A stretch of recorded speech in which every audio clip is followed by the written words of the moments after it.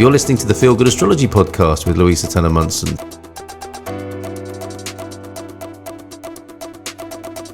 To request your personal reading, go to feelgoodastrology.com.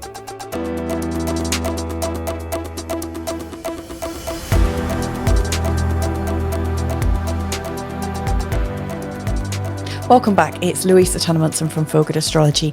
And in this episode of the North Node in the sign of Aries, I'm going to be sharing a few things with you. So the first thing I'm going to be looking at are the last 4 times when the North Node was in Aries. I think it's important, I've got the ages written down that you'll be if you're going through your North Node return. If that's the case for you, it's actually quite a significant time. The second thing I'm going to be looking at is the journey between the conjunction that the North Node is going to be making with Chiron. That's next February, but it's already starting to come in. We're already starting to feel that energy. So it's the journey from the conjunction with Chiron right the way through to the North Node's conjunction with Neptune, just at the start when it goes into the sign of Pisces. I think this is significant. I think the North Node, when it makes an angle to an outer planet or something that's very slow moving, it has quite a significant shift. And the energies of both Chiron and Neptune are pretty big in terms of human consciousness. So I really wanted to just get a feel for what that might entail. Maybe from a generational perspective, and how it may well influence these times, which is safe to say, we're in a very sort of disruptive time frame at the moment. Last of all, then, in this episode, I'm going to be looking at the 3 sets of eclipses that take place during this North Node in Aries period. So we've got 3 eclipses, or 3 eclipse sets, because they usually come in pairs. The first one is October in 2023, when we've got 2 pairs, 2 eclipses. Then we've got an eclipse pair from March and April of 2024. And then we've got another eclipse pairing of September and October of 2024. Now, each of those pairings is linked to one of 3 positions of the North Node. So for instance, the first pairing we're going through is at 24 degrees in the sign of Aries. That's where the North Node is, and the South Node is at 24 degrees Libra. The next one is 15 Aries and 15 Libra. And then the last pairing of September, October of 2024, we've got the eclipse pairing at 6 degrees in the sign of Aries and Libra. So I think it's significant that if you've got something in your chart in the sign of Libra or Aries at 24 degrees, 15 degrees, or 6 degrees, I should do it the other way around actually, 6, 15, or 24 degrees, or just either side by a few degrees, it's going to be a pretty significant eclipse pairing for you. So it's just to get you prepared, really, because obviously the North Node is dealing with your karmic patterns and your sense of destiny and fulfillment and purpose. And so if you've got an angle over this, or a cusp, or in particular a planet, or like me, my actual Chiron return, then these are really, really sensitive times. So that will be the last thing that I explore. I think this is more of a deep dive into the North Node in Aries. It's a little bit more specialist, I would say, but it will just, bring a lot more ideas to the surface. I mean, if you're very sort of familiar with your charts and you're drawn to this, then I'd be asking myself why, how does this fit in with you? And it might not be that you've got stuff going on in Aries and Libra. It might be, the Cancer Capricorn pairing, which would be square to the Aries Libra. It's always, I think very important when we're dealing in polarity to also kind of stellate it out into the square. So anyway, let's get cracking. Let's first of all just talk briefly about the times when the North Node was in Aries. I'm going to do this in chronological order. So if you're born between the end of January 1949 to July 26, 1950, you'll be 73 to 74. Now, this might not be you. This might be one of your relatives, by the way. So just bear that in mind too. So if you're like 73 to 74, you may well have been born with the North Node in Aries. The next pairing, 18 years later or so, is from August the 20th, 1967 to the 19th of April, 1969. And so you'd be approximately 54 to 55. The next one is from the 7th of April, 1986 to the 2nd of December, 1987. And so you'd be 36, 37 at the moment. And then lastly, this is our youngest group of people who've got the North Node in Aries. You were born around the 27th of December, 2004, up to June the 22nd, 2006.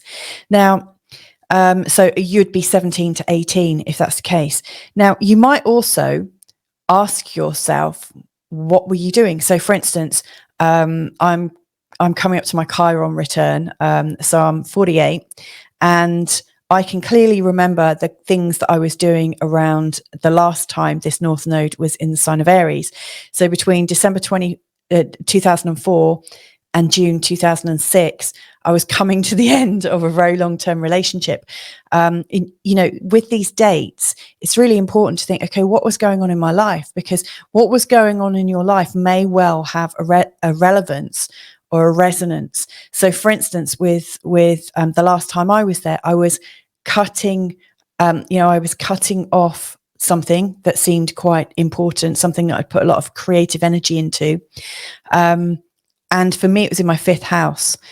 So you might want to think, okay, so what was going on?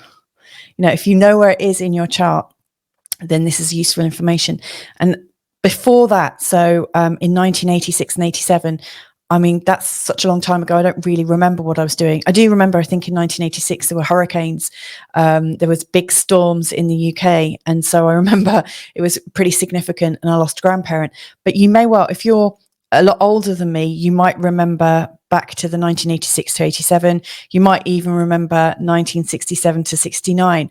But think back, if you recognize these dates, think in terms of family members being born or people leaving, big shifts, because whatever information comes up can give you a bit of an idea as to what is likely to come up in this time. So, I don't think I'm going to be ending my current relationship.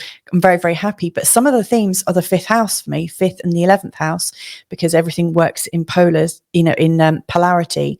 So the 5th house is about children. It's also about creativity. What am I birthing right now? The 11th house is what am I co-creating, and what about my networks and things? And so, last time it was here, I noticed that my friendships changed quite a bit because of where I was now placing myself. And, my desire to have children in that relationship came to an end. And so that worked out perfectly. For me, I suspect it's likely to represent the end of the time when I'm birthing. So that's how I think it's likely to be playing out in my life. So have a look at those dates and think, in terms of what was going on, and, start working on your coding, because this is, I think that's the whole purpose of using astrology, is it gives you a heads up. It gives you the power to look at the past and be able to think, this might be coming up in the future, or if not this thing, so it might not be an ending relationship, but if you think of the need of that particular house, you get a real sort of clear idea as to what was going on. And you might want to do that with your partners as well, to get a bigger feel. So let's now then have a look at the Chiron to Neptune conjunctions, because I think this will give us a much bigger idea as to some of the shifts that humanity is going through. So let's just bring this onto the screen. So here's the first big conjunction that we're getting. And as you can see, it's taking place on the 19th of February, 2024. And you'll see here that the North Node and Chiron are in a conjunction at 16 degrees in the sign of Aries. Now, you might want to think, okay, have I got something going on at this degree in the sign of Aries? Because this is obviously very important. And other things I think are showing up at this time is we've actually got, with this sun at 0 degrees in the sign of Pisces, we've also got a semi-square between the sun and Chiron and the North Node. So that feels a little bit significant. We've also got a square from the node and the conjunction with Chiron to the moon. So whatever's going on here at the time of this conjunction, it's also got some additional energetics in as much as it's putting us out of feeling with our moon. You know, it's creating a tension in terms of our psyche, our intuition, what's going on behind the scenes. It feels like either our intuition is like super strong, or maybe the memories and the shifts going on in our psyche is creating a lot of conflict for us. The moon in a square to the node or to Chiron, I think it can feel a little bit brutal, I think, because it really brings up a super sensitive side of all of us. You know, so this is a very, very sensitive moment in time. You know, also, let's not forget, it's the Chiron and the North Node. So Chiron, Chiron, as far as I can see, and from my own experience, Chiron is very much about our wounds. He's called the wounded healer. And it represents often a wound that we've not really been able to get over. And, you know, for many of us, we might have it written down as a few different things. So you might say, oh, I'm not good enough. I'm not lovable enough, or I'm never, ever going to be loved fully. I'm never going to be able to trust it. So there's always something at the core. And actually, if we go right down to the base of it, it's usually that we don't feel very safe. You know, we sort of like unpeel the layers of the dysfunction that we might be able to name. When we go really deep to the core, it's usually some kind of separation, you know, that we feel separate from people, we feel isolated from people, and because of that, we don't necessarily trust that we're okay. I think also something that goes on with Chiron is a vulnerability issue. So Chiron in mythology, and I've got a whole playlist about Chiron, so you can look at it through the houses. If you know where it was at the time, place, and date of your birth, which house it was in, then check that out. And you can also get a read for where Chiron is right now in comparison to where it was at your time, place, and date of birth. So that's also very useful information. But it really shows where we're really vulnerable, where we don't make ourselves completely vulnerable, because to get over a Chiron hurt, I think we have to make ourselves vulnerable. And that's actually what Chiron did in mythology. So he was poisoned with an arrow, but because he was immortal, he got to live forever in agony. And he's a healer. He was able to heal other people, but couldn't heal himself. Hence why he's called the wounded healer. In the end, he decided to swap his immortality for mortality. So he swapped the power of everlasting life with a human. So he made this human a god, and he returned himself to a human state where he would be vulnerable to the poison. Now, okay, that did kill him, but it took away his pain. Now, I don't think a Chiron challenge necessarily results in us dying physically. However, there is some symbology there, which I find very, very useful. So often when we have some kind of core belief about ourselves that is based on a hurt, it's very much that I have this hurt and I can never let go of it. And we name it. You know, we kind of see it on our shelf. It's like a little trophy, a trophy of pain, because we all have these little trophies lying around and these little stories about ourselves. And I think one of the reasons why we have it as a story is because as a story, we're separate from it. And if we're separate from our stories, we can't actually really change them very easily. To be able to truly feel the pain of the story, you almost have to go into it. You have to allow it to change you. And for most of us, you know, when we get a hint of pain, we try and separate things, you know, like you might talk about my dodgy knee rather than, oh, you know, there's this pain inside me and I'm going to heal it right now. So, you know, we separate ourselves from things and we name things that cause us pain.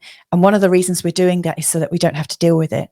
So what I really see with Chiron is if we can integrate it, if we can kind of breathe into the pain, like for instance, you know, it might represent like a separation from a key person in your life, maybe the death of a parent or a significant separation.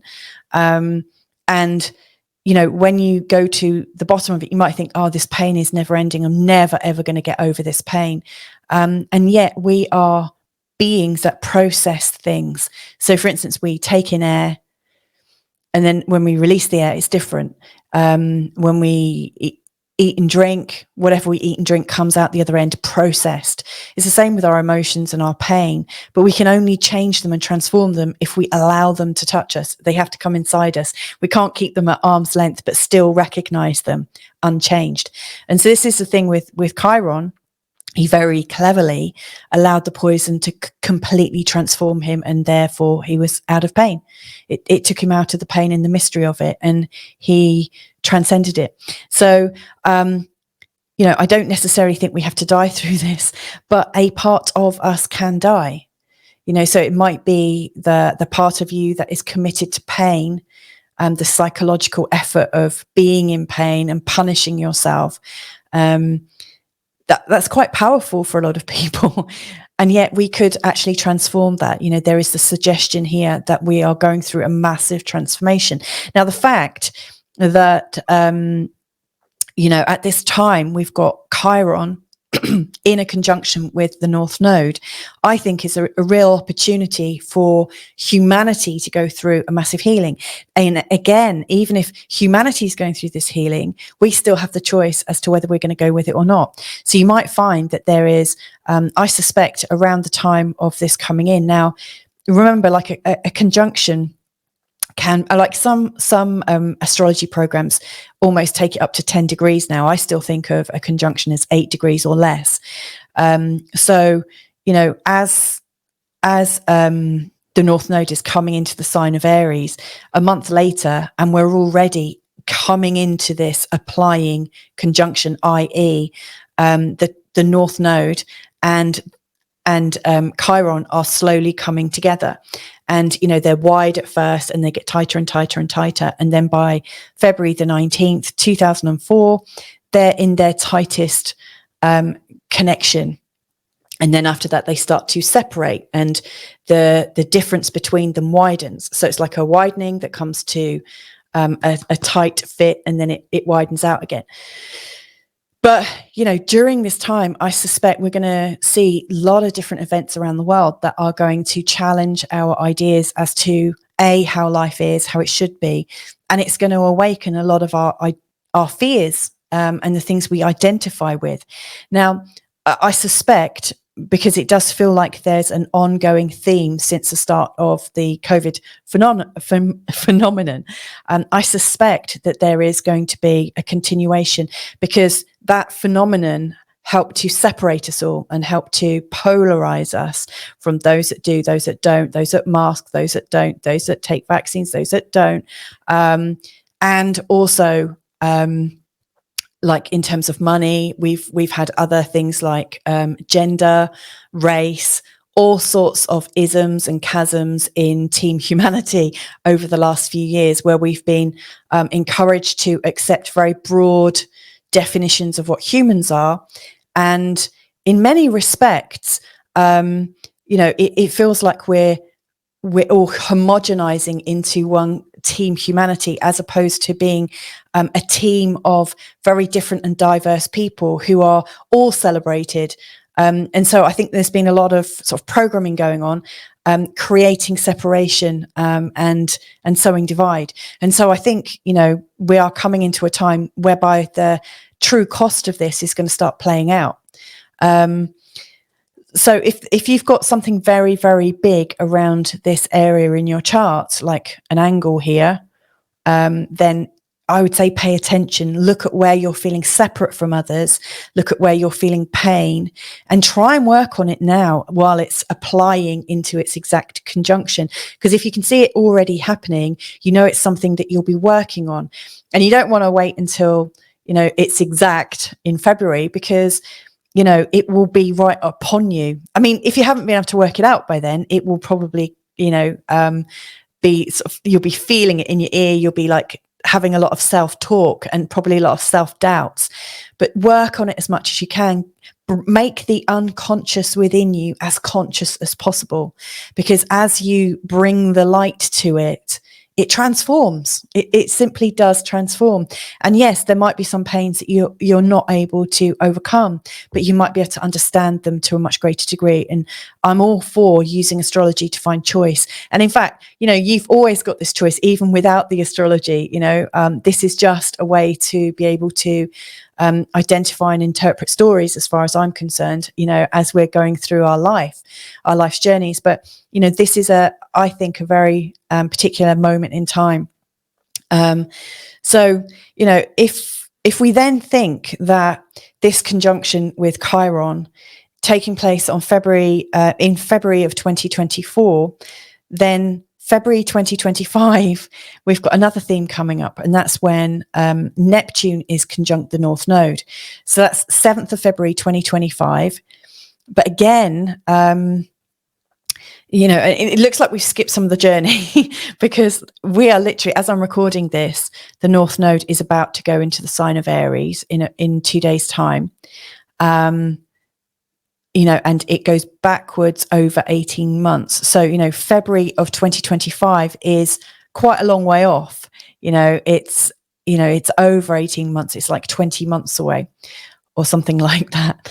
But, this North Node, as it comes into the sign of Aries, it's bringing in the themes of the pain and separation and loss that we've been feeling, and possibly quite a lot of illness as well. Over the last 18 months, there's been an increase in unexpected sudden deaths, and also a massive decrease in the amount of live births taking place on planet Earth. Now, when you add in the fact that there's excess death to what we're expecting and less live births, I think it's roughly 10% each way. That's a whopping 20% of people that we have less on this planet, just like in the last 18 months. And if that is set to continue, then this is going to cause a lot of pain for a lot of people as we become conscious to this as a potential pattern. As Chiron is also about healing as well. I mean, this could also correspond with a mass healing event where people start to heal. Now, I always think that what is going on emotionally and spiritually plays out in our body eventually. Sometimes it might almost happen together, that we feel something so strongly that it manifests in our body very, very quickly. But for most of us, what we feel intensely, any kind of trauma or loss or sensitivity, it takes time to metabolize into our actual physical body. So these are all energetic fields, but this really could significantly show a mass healing event.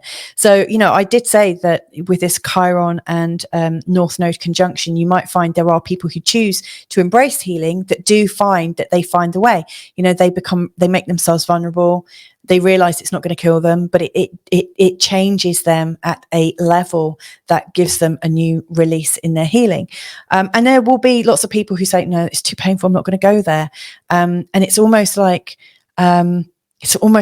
you're declining life in some way, because life is all about the evolution. It's about the journey. And when you reach a particular point and say, okay, I'm not going to go any further than there, you're actually going against the natural flow of life, which is all about movement. It's always moving, it's always evolving. And when we try and stop life and capture life, I mean, it's funny, isn't it? We take photos to capture this image of us, and it's always causing us pain when we look back and we go, oh my God, I don't remember looking that young. Oh my God, look at how I look now. Or we see pictures of people that we love, which brings us happiness. And then the separation, you know, we remember these people might not be in our lives. So it's a double-edged sword. Our memories and things and how we use them. But I do think that people that are trying to bring about a stop so that things don't progress anymore, like you don't want to let your kids grow up and leave home, or you can't let it go of a relationship. Anytime we're holding on to something, we are in fact really bringing about a lot of extra pain for ourselves without even meaning to. So I see this as a pattern that can come out and erupt from the time when the Chiron and North Node come together. But anyway, so, you know, the North Node is coming into the sign of Aries. And in episode 1, I was saying it's about us stepping into leadership, to already realizing that we've got compassion under our wings. We already know how to do that. We already know how to do partnership. And now it's time for us to differentiate ourselves from the masses and to say, okay, yes, I'm committed to the masses. I love the masses. I love humanity. Yay, team humanity. And I also have unique gifts. So the North Node, it brings out our unique gifts. And, you know, on our way, we have to slay a dragon. That's how I'm seeing it. And then as it's leading us towards when the North Node ends up in the sign of Pisces, just after that, we've got this conjunction here at 28 degrees. This is the next thing. If you've got something in your chart at the tail end of Pisces, this is going to be pretty significant, or even in the first few degrees of Aries, this is going to be a significant time because this conjunction is going to activate your chart. Now, you might also have something at the tail end of Virgo and the beginning of Libra, or you might find something at the tail end of Sagittarius, beginning of Capricorn, tail end of Gemini, beginning of Cancer. So these are creating the square, the cross, you know, a grand square of 28 degrees. I actually, when I saw this, went, oh, because I've got my Sun and Mercury at 28 degrees in the sign of Sagittarius. It's like, okay, this is going to really cause a bit of a workout for me. So watch what's going on in your chart so you can see it coming. Now, the conjunction between Chiron is about processing pain and working on that. I always think of Neptune as being a place of it's a place in our chart that shows like creativity and higher love at one extreme, or like on a spectrum. But I always think of it as our desire to lose control of our identity. You know, I think, you know, nebulous is a word that comes up with Neptune, you know, because it's unspecified. If you think of Neptune as the ruler of the oceans, you can only just see a tiny part of it and focus on one little bit in the ocean at any time, because you can't even see beyond your arm most of the time when you dive into the ocean, unless you've got a light. But again, if you're shining the light on something, it goes in the direction of the thing you've got in your focus.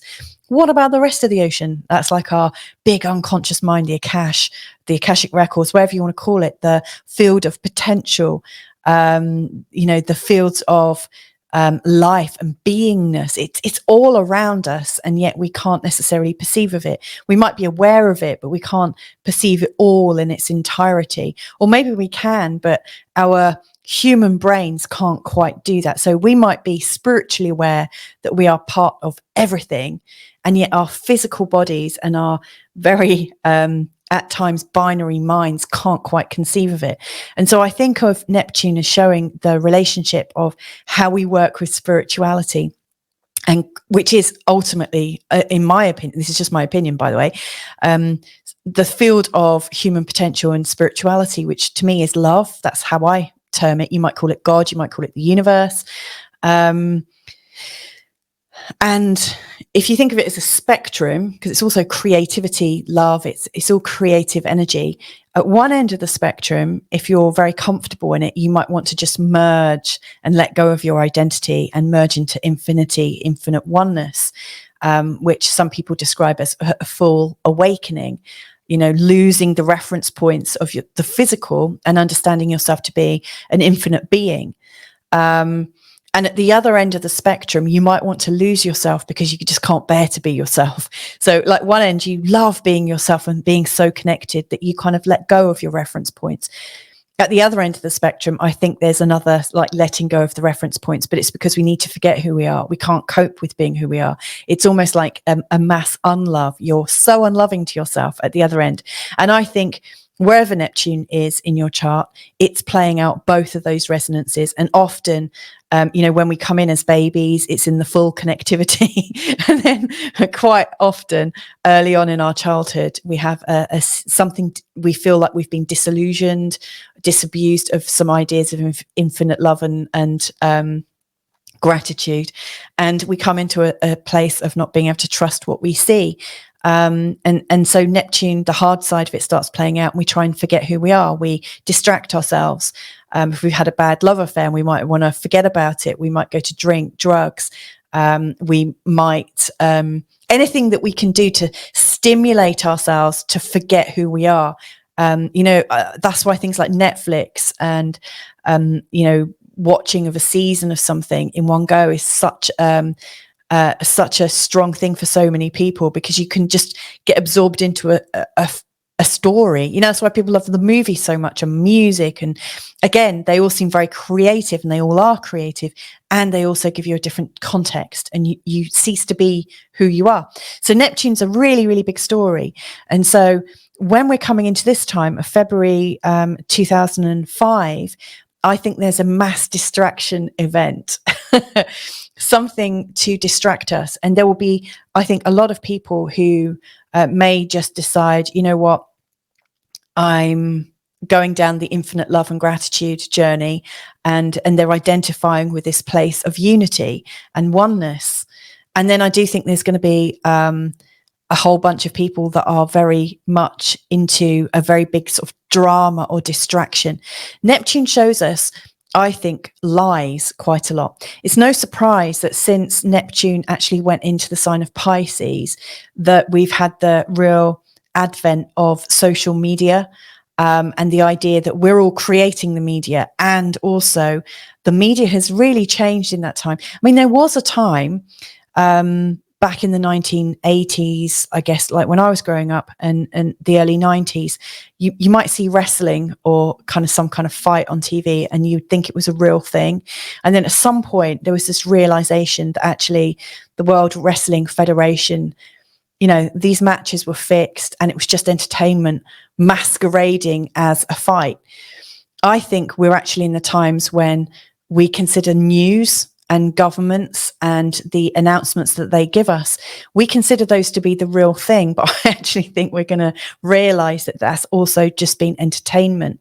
And it's there to distract us. It's there to delight us. It's there to raise massive emotions in us. And of course, the rise of social media, which is a very Neptune thing in the sign of Pisces. It has no boundaries, and it can take us to some really dark places. But again, it could take us to some very enlightened places, because lots of information has been flowing freely. So I think this is a time when we need to be absolutely conscious of which way we're heading. And, if you've chosen the healing route, I would say, in terms of when we're at the point of the Chiron conjunction in Aries, it is quite raw because it's in the sign of Aries. It is, we do feel our pains very, very sharply.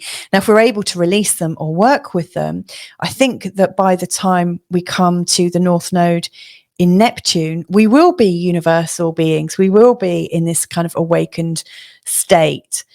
But if when you were looking at the Chiron rawness of things in February 2024, or leading up to that point and thereafter, if you've not been able to work on what you've been working on, I think that by the time this Neptune conjunction comes around with the North Node, I actually think you'll be signing up for more distraction and more drama. And of course, there's no end to that, because, we need to keep giving ourselves more drama. If we're needing to stay in distraction and like continuous creativity, to soothe and alleviate our minds, it's a non-stop thing. You have to have more and more and more. It's almost like a drug addiction. You know, if you could just keep it at like a safe level, like me and coffee, if I could just have one coffee a day, no problems. But it's like, oh, I quite like this. Oh, let's have a bit more. So watch it where you're feeling compulsive. And if you can nip it in the bud sooner rather than later, I think you'd be doing yourself a massive favor. Now, also with the North Node, I would say, you know, with the North Node, it's really showing us our connection to humanity. It's really showing us where we fit into the overall thing. And of course, you know, you might have different beliefs to me. In fact, that's normal, isn't it? Because we're all like sovereign beings. But if you hold the belief that we're all connected energetically, that there is a beingness about us, like I've got all these living plants right behind me, connected, we're all living beings. If we all see ourselves as part of this human field of potential, whatever act you take right now to raise your game, that's going into the collective field. And the more you can release yourself from your attachments to things, the more you're helping to release everyone else from their attachments. So I do think, you know, I mean, there are some spiritual leaders that have spoken about this time of bifurcation. In fact, I quite like, you know, what Dolores Cannon has been saying over the years. And her messages have been coming in from the other side, you know, her idea that, you know, we are coming into this bifurcated world. And I'm seeing it come out in a physical way, you know, with the governments talking about things like 15-minute cities and AI. So we may well be finding that there are people that are being that are wanting to actually physically change and be like merging with AI, and others that want to stay natural. You might find that the idea of 15-minute cities, which again is like using AI to control life versus living a natural life and seeing how things evolve. And because I always think what is what's best. And, you know, maybe what's going on this planet is that we are bifurcating, we are separating. And how can we live with both, you know, all of that happening at the same time? Is that possible? You know, because there's such a strong message that we all have to do the same thing at the same time. We have to, if we're all going to survive, we'll have to sign up for the 15-minute cities. Or if we're all going to survive, we'll have to believe in climate change. If we're all going to survive, we'll have to mandate vaccines. I saw George Clooney talking about this just a few days ago. We all must do this, because if we don't, it's, you know, like we're all going to perish. So lots of defining moments coming up for sure. Anyway, let's now have a look at what's going to be going on with the eclipse pairings. So there's 3 sets of eclipses during this North Node in Aries. So let's bring those onto the screen now. Okay, so the first of the pairings happens in October 2023. Now, if you remember, I gave you three positions of the North Node in Aries. So the first set of eclipses occurs at 24 degrees in the sign of Aries. The North Node's in the sign of Aries at 24 degrees.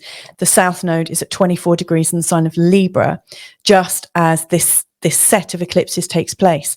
Now, the first thing that I really noticed, so this is the first part of the eclipse, which takes place on the 14th of October 2023. I always think the eclipse fortnights, sometimes it goes to a whole month. You might have 3, one after the other. But the eclipse points, I think, are like portals or gates of energy. And there's a rise in things like earthquake activities, floods, human disasters, and things like that. But also, I think, which we hear less about on the news, I also think that there's a rise in human change and consciousness. And of course, if there is a shift in human consciousness, it changes everywhere.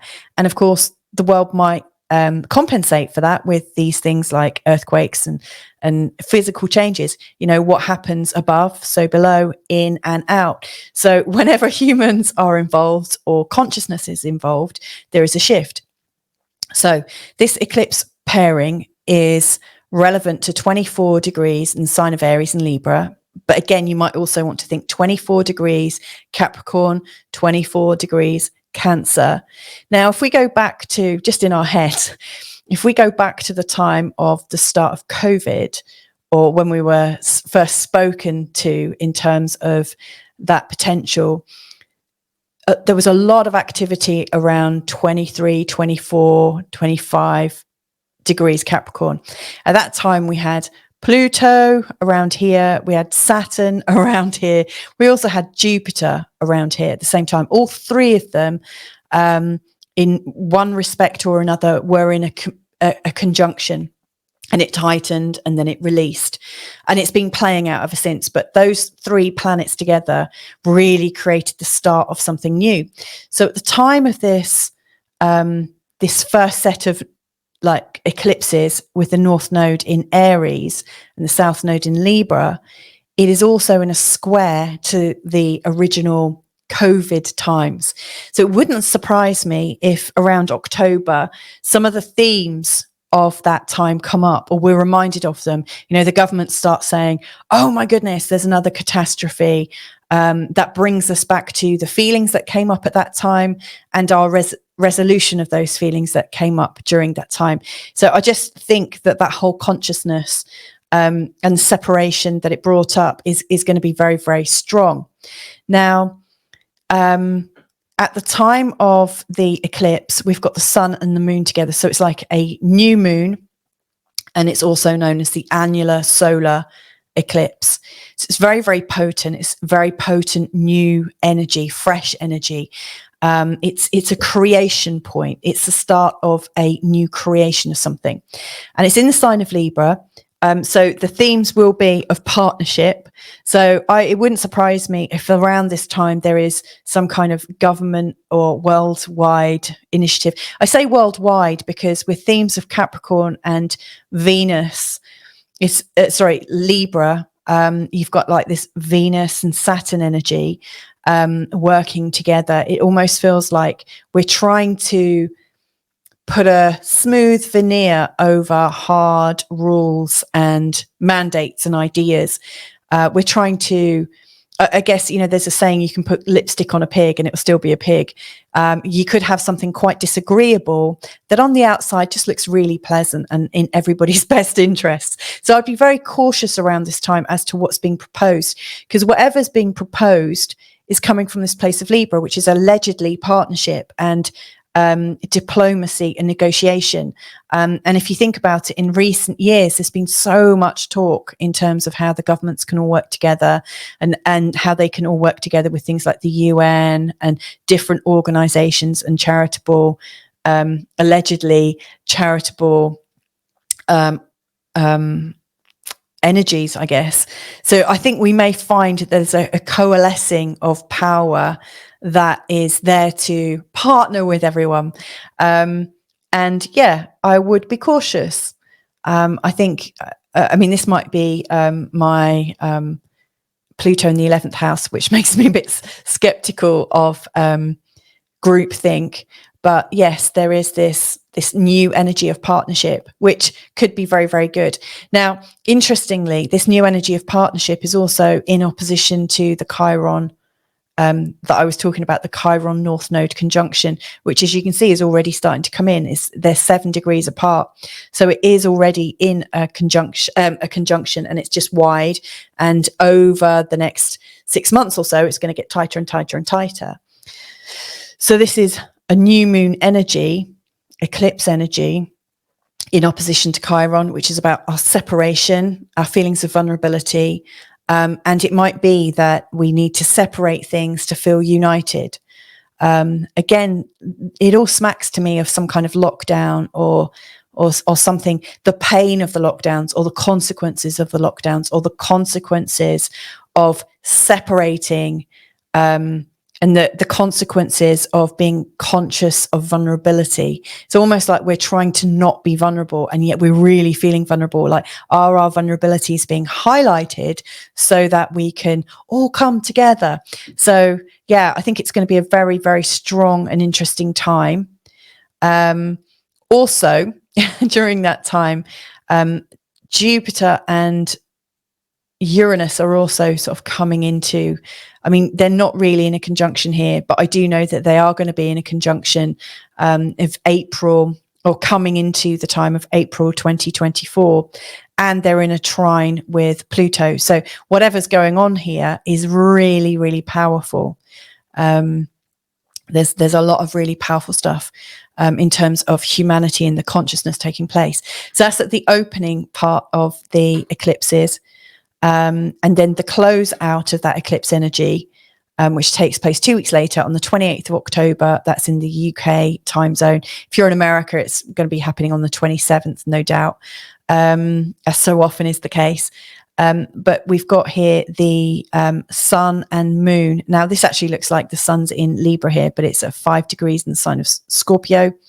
And the moon is at 5 degrees Taurus. So it's a full moon, but it's an eclipse. So it's very sort of tight and explosive energy, especially in these fixed signs of Scorpio and Taurus. It's going to take us back to the old nodal position. It's going to be taking us back to the feeling of what we were learning at the time that we had the South Node in Scorpio and the North Node in Taurus. Now, if you notice, the moon, yes, it's in Taurus, but it's in a conjunction. Well, it's not in a conjunction. It's very, very close to the North Node. So we are reminded of the Taurus North Node lessons that we had, and we're feeling them. You know, it's about how did we make our living? How did we feel like we were naturally resourceful? How did we feel valued? How did we value ourselves? And the sun, which is about the sort of collective personality of humanity at this time, is very much in this place of the South Node in Scorpio. So it's reminding us of the times when we were actually quite polar. So whatever's going on in this 2 week span, to me it feels like there is a much bigger and slightly pressuring idea of what humanity has to do to be able to make its way. To me, it's raising a feeling of we need more security and we need to thrive. So it's all about surviving, which of course is a very real and haunting message. And of course, as this eclipse closes out, you know, the sun and the moon, you know, are in Taurus and Scorpio. So it kind of is leaving a bit of a sting. It's leaving a little bit of a sour taste. And this feeling of, well, how do I survive? How do I thrive? Interestingly, that, you know, whilst the North Node was in the sign of Taurus, it also made a conjunction to Uranus and also to Jupiter. In fact, it's already in a conjunction with Jupiter right now as I'm recording this in mid-July 2023.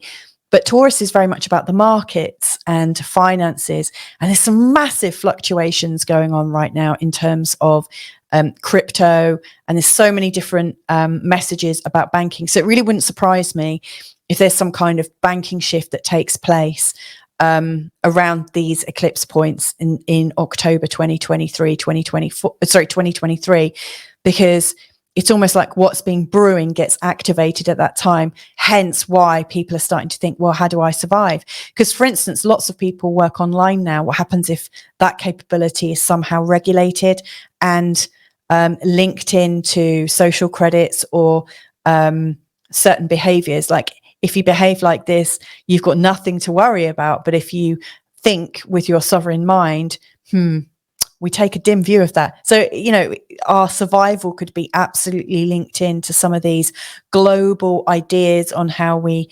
behave and how diplomatic we are, etc., etc. So who knows? I'm not calling it, obviously. This is just what I'm feeling and intuiting. So that's the first eclipse point. Let's have a look at the second eclipse point, which starts in March 2024 and takes us through to April. So this eclipse point, so it's the 25th of March, 2024, which is just after the spring equinox. So the equinox takes place around the 21st of March. That's when the sun goes into the sign of Aries. So it's a potent time anyway. So we've got the equinox followed by a penumbral lunar eclipse, which essentially is a full moon, but an eclipsing one. So this takes the North Node. So if you remember in this last set, the North Node and the South Node were at 24 degrees. Now the North Nodes and South Nodes are at 15 degrees. So if you've got something in 15 degrees or thereabouts of Aries, Libra, Capricorn and Cancer, this is going to be quite a potent time. What we can see here is around this time of the eclipse, the North Node and the South Node are also in a square, a very tight square with Ceres. Now, I haven't really studied the markets that well, like the financial markets, but in some of the books I've read about financial astrology, I do know that Ceres is actually seen as being very strongly associated with the markets and market security. Like Ceres, she's Mother Earth. She is the goddess of all life on Earth. And so she's implicated in things like harvests and yields and things growing, but also things dying back. So she's very much about change and the grief cycles that come from that as well. But, you know, here she's in a very tight position to the node. So that's kind of interesting. I wonder if something Earth related is going to go on around this time. But anyway, we've got the sun at 5 degrees in the sign of Aries. It is actually just in a degree, in a conjunction with Neptune. We've also got the moon here in Libra. So this is going to be challenging us in terms of, you know, how are we starting to identify ourselves in terms of the overall message of the North Node in Aries. I've been talking, it's about us coming into leadership. It's about us finding out what our flow is, what is about us, what unique gifts do we have that we're ready to bestow on the world. And so I do think this is a challenging time. If we think from the October eclipse, where we might be thinking about how are we surviving, how are we going to make it work, by the time this next eclipse pairing comes over, we're, I think, starting to put our gifts into the world a lot more consistently. And that brings up fear. It brings up all sorts of things, but it's very catalyzing. And then on the 8th of April, and this is a really big one, the 8th of April, 2024.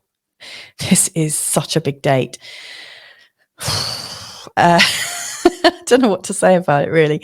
Look at this. So we've got the moon, the sun, and Chiron all at 19 degrees. It's huge. So, yeah.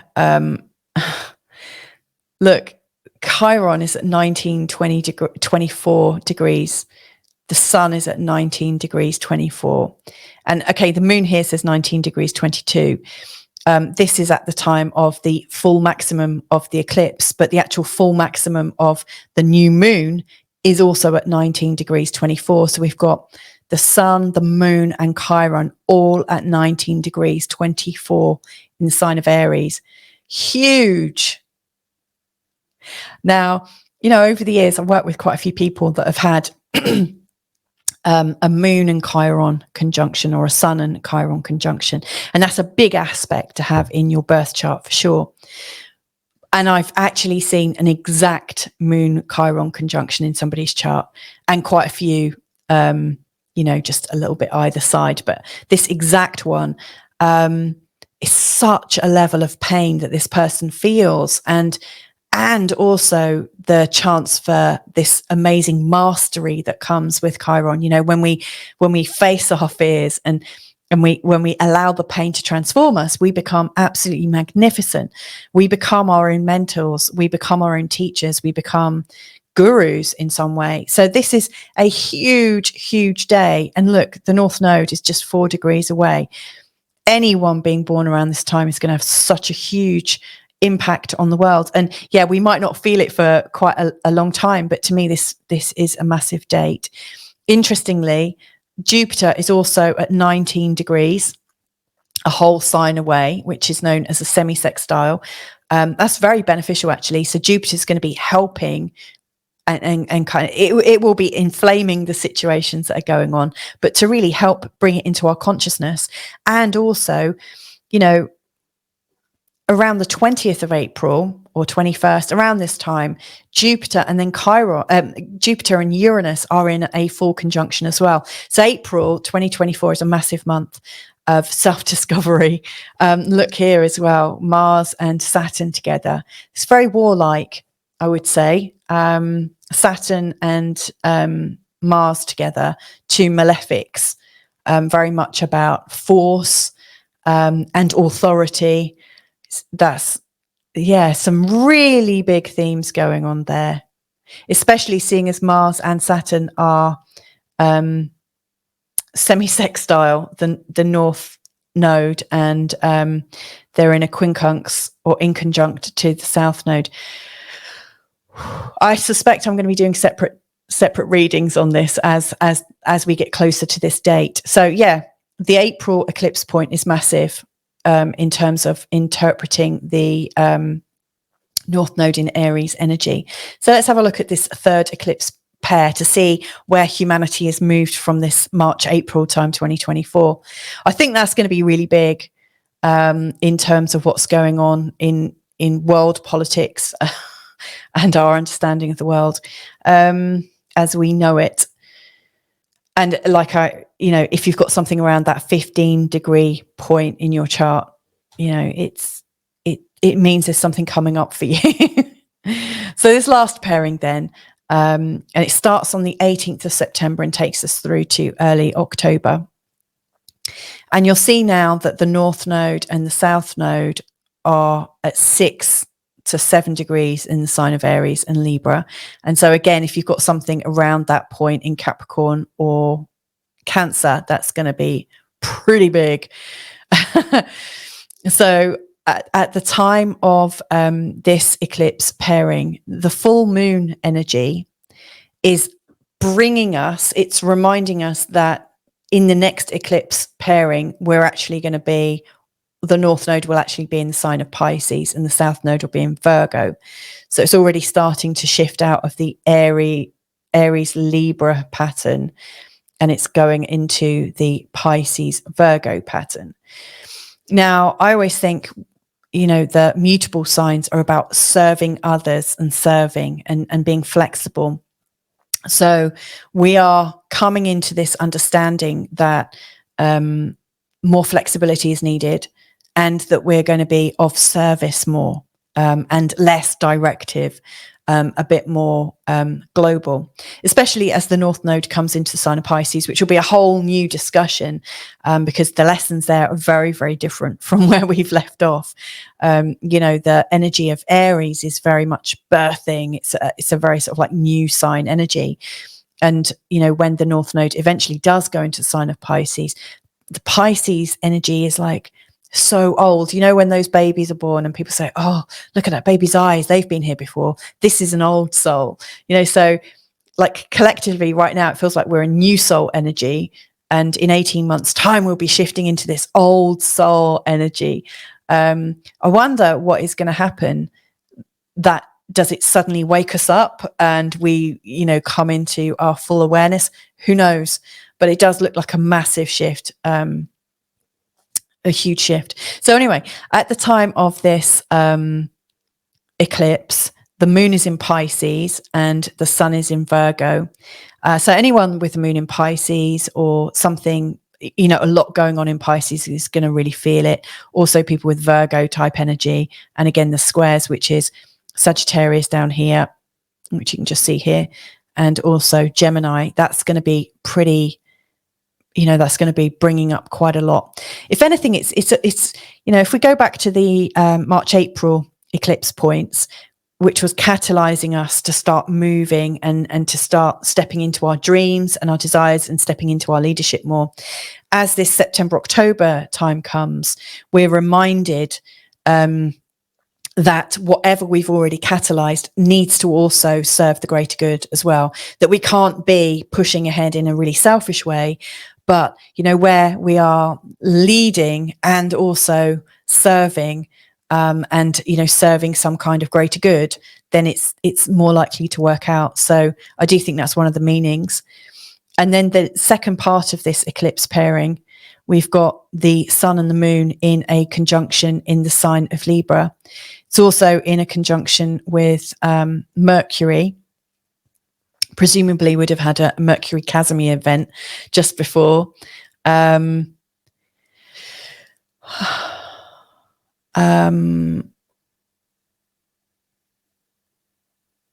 just seeing if there's a very tight square here between the nodes and the sun and the moon and Ceres, which is quite interesting. I'm not seeing quite so much that terrifies me in this, but again, it does feel like, we've got this new moon in Libra. That's a good thing. The previous new moon in Libra, if you remember, it was in absolute opposition to Chiron. Felt like maybe there was this like hard ruling covered in a silken glove. This looks a bit softer this time. So maybe, we've come to our senses somewhat.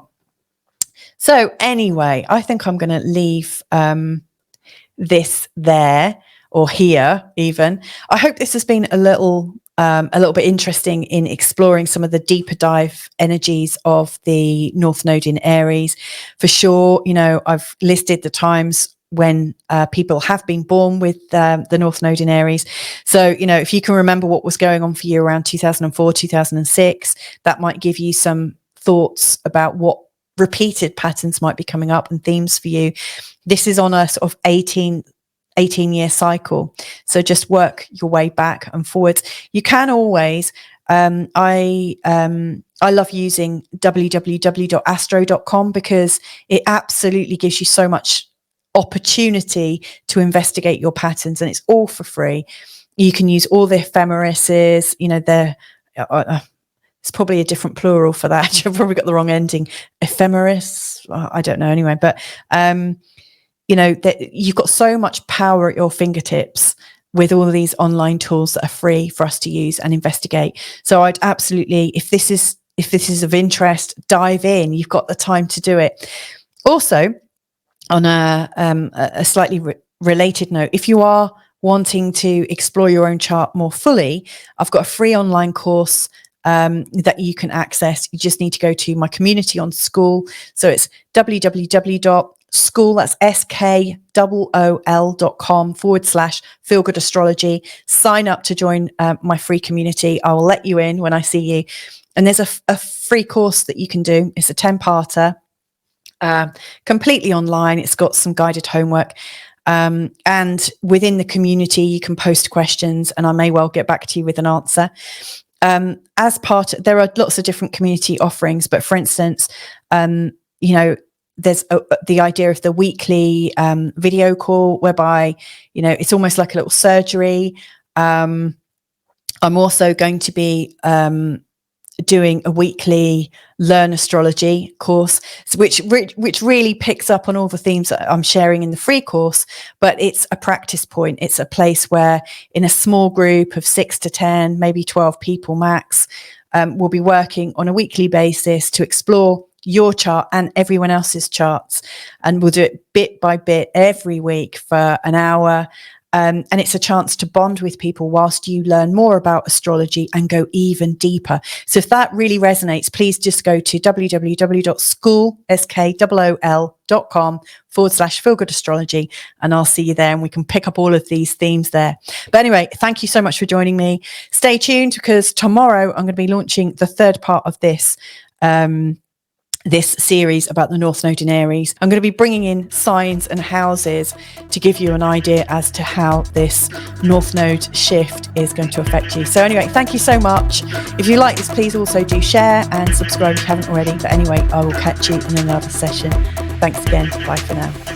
You've been listening to the Feel Good Astrology podcast with Louisa Munson. To request your personal reading, go to feelgoodastrology.com.